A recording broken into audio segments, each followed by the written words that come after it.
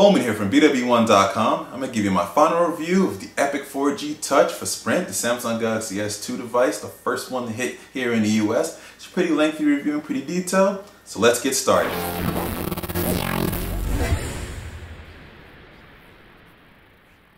So most of you guys have watched our unboxing hands-on and first impressions, so you know most of the hardware specs. But just to quickly recap, you do have a 4.5-inch Super AMOLED Plus display, 4.52 inches to be exact.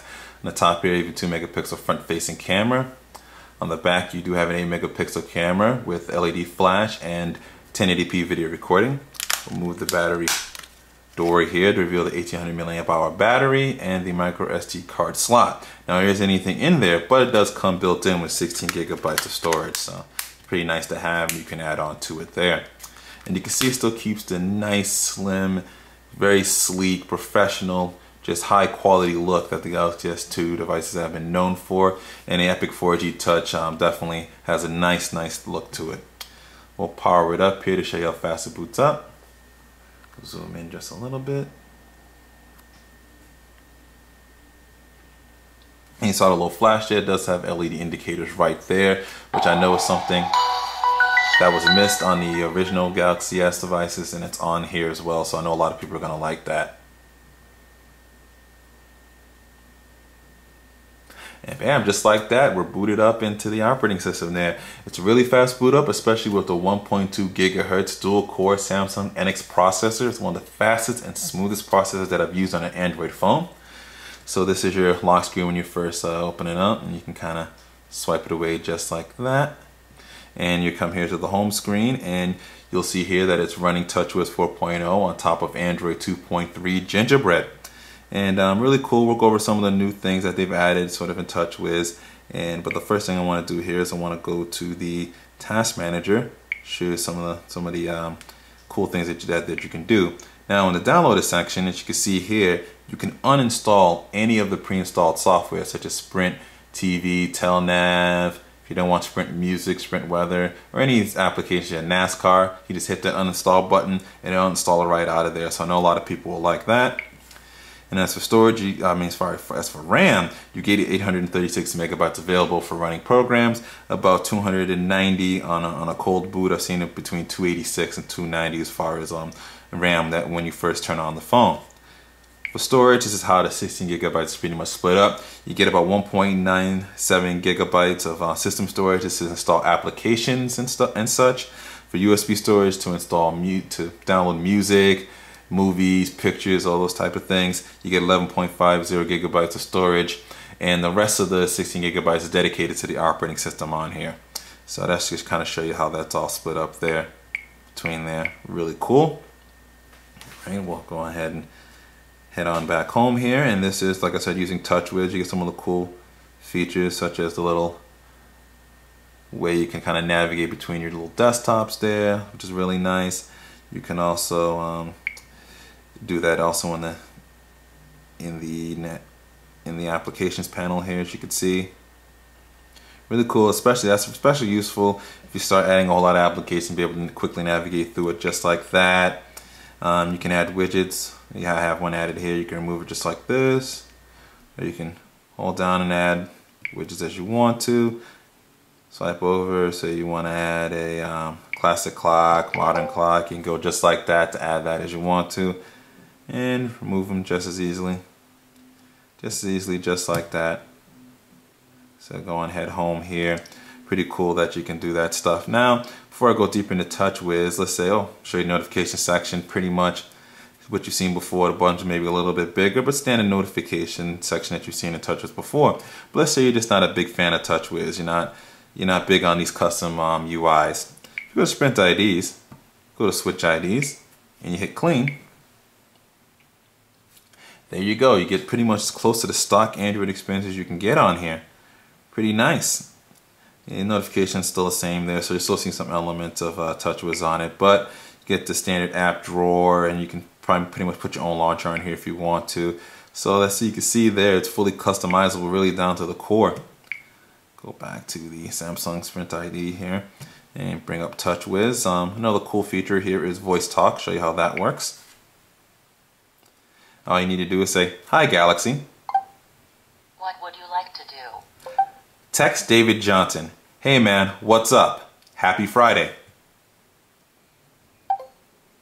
Send text message to David Johnson, Jr. Message, hey man, what's up? Happy Friday? Say send, cancel, or speak your message again. That's cool, as you can see there. We'll just cancel out of there and I can send that message to him if I want to. And we'll just exit out of this. It's really cool. You can call, navigate, play music, drive mode, all those type of things. And it's really, really accurate. I really do like this voice command feature that they've added on here. And one of the things I want to do here is show you is in Task Manager here. They have active applications. You can easily kill them all through the Task Manager here just by hitting exit all. Kills them all away just like that.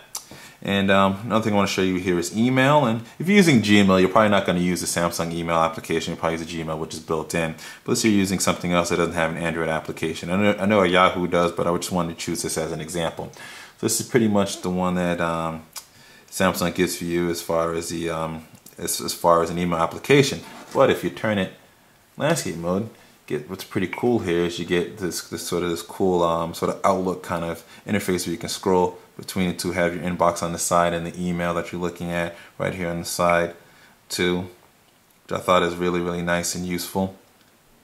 Let that message load up there. Probably has to download it, but you kind of get the idea there. And I'm working off 3G in here because the 4G just doesn't come inside the building that I'm in, just to let you guys know.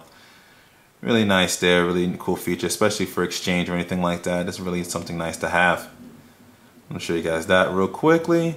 We'll actually open up the browser, show you how the browser works. It's pretty much the standard browser, but it does have a couple of nifty little features. Cool things I can show you as it's loading up. You just take your two thumbs and go like that, and you can zoom in and zoom out just that simply. You can do that also in pictures and stuff as well too. A little trippy there, that's pretty nice. And you can also switch between windows, add this little animation. You can add another one, and you kind of swap between them just like that. That's some of the cool things that they've added to it there. Show you the keyboard as well. We'll go into messaging. We'll just create a basic message. You do get swipe, which I can never really use well. And yeah, because I didn't choose anybody as in my contacts. But there is enough space on here with the 4.5-inch screen that I can actually type pretty well on it. For the most part. And if you hit input method here, you can go to the Samsung keypad if you want to as well, and you can easily switch back. So that's just showing you guys the on-screen keyboard. It also works in landscape mode. Both of them do work in landscape mode. Show you how they look right there. Yeah, well, actually, a little typing there. And also on the swipe keyboard. Works just like that. So you guys get an idea how that kind of works there. Really cool. Another cool application they've added is a nice little photo editor. So if you want to select a picture, we'll select one from the camera that I've taken, and we'll choose this little stop sign here. And rotate it here, and you can pretty much do what you want with it. You can crop it as you want to. Only want that part there. You can add little saturations. So if you want to change the saturation on it, you want to add a little effects. Oh, gotta make a selection of that first. But you can see kind of how it navigates around. You can also zoom in and zoom out just like that with pinch to zoom. Pretty cool little feature of the photo editor. Also, they've added the video editor as well too. Show you that in the video maker. I have a couple projects going, but just kind of show you how it works. You can choose different presets, but we'll choose one stage. We'll hit apply stage, and we'll drag and drop our files. Say I want this, and let's say we have some pictures. You can add music too, but let's say we want to add some pictures. I'll add this, all just random stuff, and you can actually hit done. You can actually play. I'll play the music as it goes along.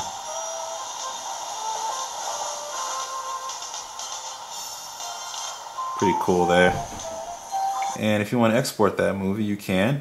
Now those videos were recorded in 1080p, but if you want to export it out, it will only export in 720p right there, just to show you that.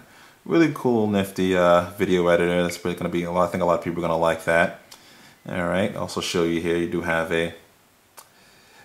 a file manager here to navigate through your files. Pretty simple there.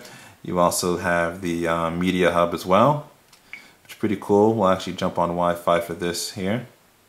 For the Media Hub. Media Hub, we've seen it in other Samsung devices. It allows you to basically download content from the Media Hub store and play it right here on your phone, or even play it on your TV as well too. You can show you here with the Star Wars, the Clone Wars. We'll go into there. We can own that movie for $9.99, or X-Men First Class. We can watch a preview if you want to as well too. You can see there, and you can get an idea what the screen looks like. And this is going over Wi-Fi. And we'll fast forward there through it. You have different options to choose from, and I'll show you how that works with the HDMI adapter in a second. While I can't confirm that the retail version of Epic 4G Touch will come with the HDMI adapter, my review unit did come with the HDMI adapter, and it's pretty much the same setup as the Infuse 4G's adapter, where basically you plug it in to the USB to the bottom here, and you still have a USB port here on the side that you have to plug the wall adapter into to power it up so that you can use it here on the TV. And it pretty much puts it in mirror mode, as you can see right here. And one of the cool things, see, it's still on screen here as I'm navigating through.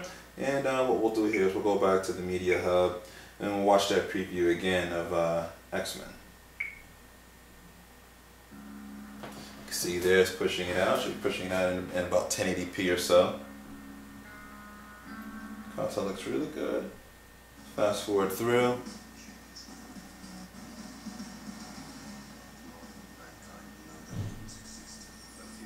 There you go there. So you get an idea of how the HDMI adapter works with your content right onto the TV here. Okay, now I want to quickly show you how one of the games work on here. Show you how Nova HD2 looks on here. Takes a couple of seconds to load.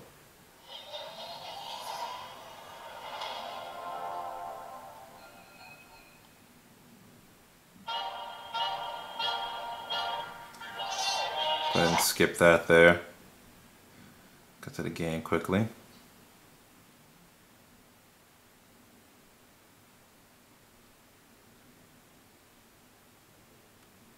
Takes a couple of seconds to load. Alright, go there. Start a new game. Wait for this to load up. So only thing about the process, a little slow on the loading when it comes to the games and stuff. Games like this. Skip all that, skip all this. So then we can see how it kind of looks there. And I'm terrible at all these all touchscreen games.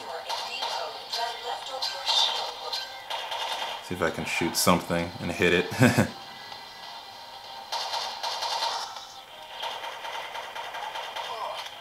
Look at it. There we go, man. The Epic 4G Touch does come with an 8 megapixel rear-facing camera with 1080p video recording that takes excellent pictures and video. We definitely threw up the camera test, and be sure to check that out. The link to that will be in the description and also be embedded into our full review. That link is also in the description as well too. It does come with a 2 megapixel front-facing camera as well too, which we did put to test in a video chat with Thunder E from Bored at Work. Hey, what's up, Thunder E? Hey, how's it going? Good, man. Just showing people the 2 megapixel front-facing camera on the Epic 4G Touch for Sprint. How's the audio and video quality? Audio's good. Audio's real good. You hear you quite well. Video, it's not bad. I mean, it's still resolution 640 by 40, so it's good. I can see you clear enough. That's good. And another cool thing is you can rotate it like this and get it in full screen like that. Yeah, I can see definitely full screen. Sorry, keep your Apache. And you can also switch to the rear-facing camera that way. And now you can see my couch. Yeah, we don't want to see your couch, thank you. Switch back to me, of course. There you go. So we're just testing the front-facing camera here. Pretty cool, man. Thanks. Alright, peace. Peace. Call quality and signal quality was excellent on the Epic 4G Touch here. People could hear me well, I could hear them well. All the quality was great on here. As far as the battery life is concerned, battery life was really good experience. I went on a day trip. I unplugged it from 10 a.m. until 2 a.m. pretty much the next morning when I got back, and it lasted a full 16 hours. So you're definitely going to get some great battery life out of here. And in terms, I would say, real world performance, you can probably go through a full day as a power user without needing a charge. And if you're probably a medium moderate user, kind of in the middle there, you might be able to pull off a day and a half even here on one full charge. So they've done a great job with the battery life on here. So definitely a thumbs up to that. And that's pretty much it for the Epic 4G Touch. So let's wrap up this review. So to simply put it, this is the best Android handset, hands down, that's available right now. The Epic 4G Touch, part of the Samsung Galaxy S2 line of phones, is delivering on what promise of solid hardware, great performance, and overall just really good experience here. Out of all the Android phones right now on Sprint's network, this is the best one to get. If you are looking for a new Android handset and a smartphone right now on Sprint's network, this is the one to get hands down. It's been well worth the wait, and definitely have to give it a thumbs up. So this is Bowman here from BW1.com, reminding you, subscribe to our YouTube page, follow us on Twitter, become a fan of our Facebook fan page. Also check out our full write-up with pictures. The link to that and all our social media is in the description. And always remember to live your tech world in high definition.